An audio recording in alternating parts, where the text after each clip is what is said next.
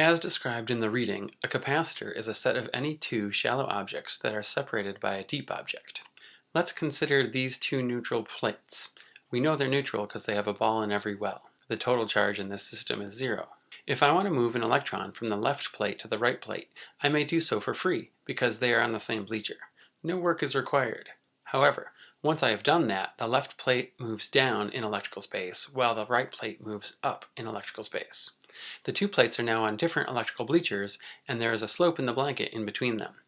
It would be harder to move a second electron over to the right-hand plate, but I'm tough. I am willing to push the electron over. I can do it again and again.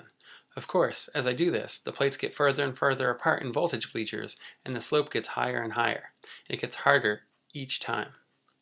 By the time I'm done, I have done a lot of work. Where is all that energy? It is in the form of electrical potential energy. I have charge property on a high bleacher. Devices that store electrical potential energy this way are called capacitors. Capacitors were invented in the town of Leiden in the Netherlands in the 1740s. These Leyden jars were like pickle jars, but they were painted with aluminum on the inside surface and the outside surface. Here is a Leyden jar made from 2 plastic cups, a bit of aluminum foil, and a couple of straws. The aluminum foil on the inside is isolated from the foil on the outside by the cup, which is deep. The 2 straws covered in foil allow you to easily touch the 2 aluminum plates. The straw antennas look like ears.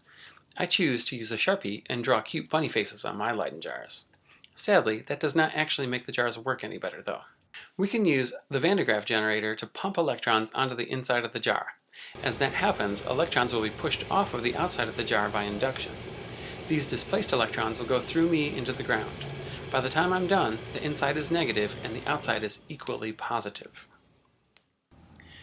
The energy represented by this charge separation will last quite a while.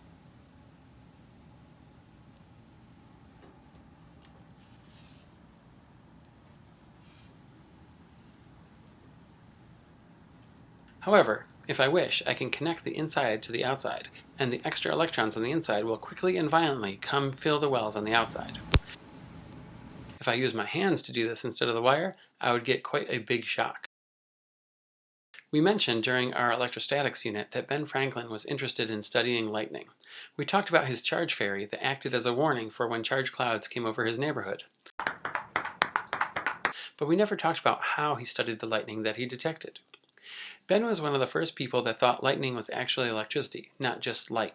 He decided he would try to catch lightning in a bottle, so he started building Leyden jars out of 50-gallon rain barrels. He put them all over Philadelphia, on people's roofs, in parks, on street corners, everywhere. There were so many that he made a map so he could find them all. After the charge fairy indicated that a lightning storm was happening, Ben would go and check on the bottles to see if he had caught any lightning. The problem is this: an empty jar looks just like a full jar. So, when it was time to check on the jars, he would get on his horse with his map and a live chicken. To test if the jar was hit by lightning, he would throw the chicken in between the antennas on the jar. The chicken's wings would touch both antennas, connecting the inside of the jar to the outside. Most of the time, the jar had not been struck by lightning, and nothing bad happens to the chicken. But on a few occasions, the chicken made contact with the antennas and exploded. The electrons the lightning had put on the inside of the jar escaped to the outside through the chicken. Exciting! Here is a modern commercial capacitor. Just like our homemade capacitor, it has 2 shallow areas separated by a deep area. The 2 antennas sticking out of the top allow us access to the conducting plates. To fill this capacitor, we'll use this small magnetic charge pump.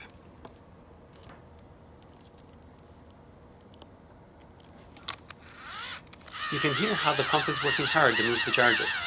As we are pumping, we are separating the 2 plates by more and more electrical bleachers. We can use the energy in this capacitor to run this holiday light.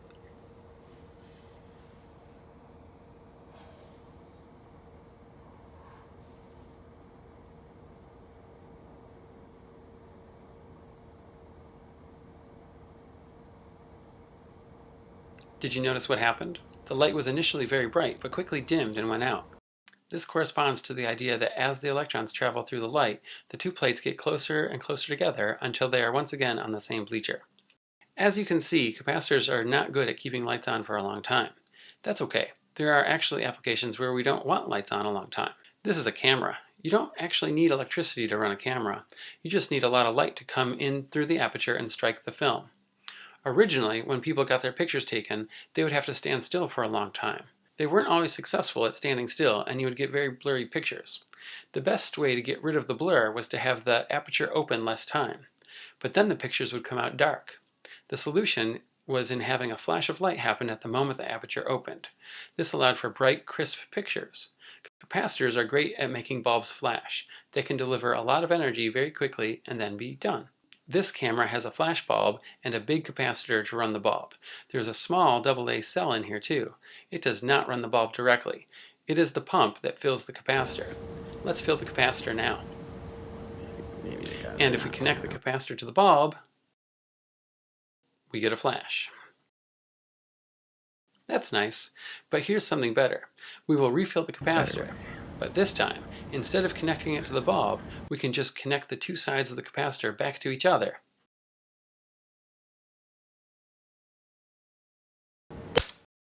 Cool. We'll talk about this a lot more in class.